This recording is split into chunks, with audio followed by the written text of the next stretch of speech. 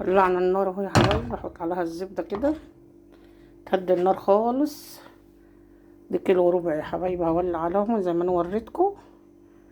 هولع عليها واسيحها واقول لكم هعمل ايه. خليكم معايا. هجيب شعرة ملح كده، معلقة من معلقة الشاي، اجيبها ملح واحط عليها. شايفين؟ هوريكم الزبدة تبقى ازاي بتسيح اهيت. يلا. شايفين يا حبايبي؟ انا شلت من الكيلو وربع، شلت الحتة دي عشان لما بتبقى تسيحيها وتبقى عينك طعمها بيتغير. فانا شلت ديت عشان ابقى اسيحها تبقى طازة وحلوة. شايفين الزبدة عاملة ايه؟ انا هحط دي زبدة بقر يا حبايبي. انا هوطي عليها خالص عشان ما تخش مني وتندلق. شايفين؟ بسم الله ما شاء الله.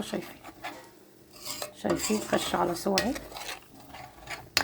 اهو دي كلها دلوقتي هتنزل اهي، تبقى سمنة اهي. خليكم معايا. خلاص هطفي عليها اهو. الاقي الملح اصفرت كده من جوه يبقى هي كده استوت.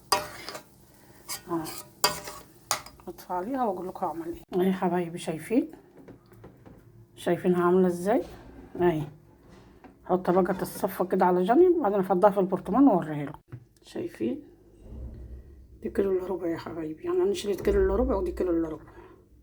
لا هي كلها كانت كيلو وربع. ديت بتاع في حدود 600 جرام كده. جاب السمنه برضو هي حلوه اهي. شايفين؟ بسم الله ما شاء الله الجمال والحلاوه.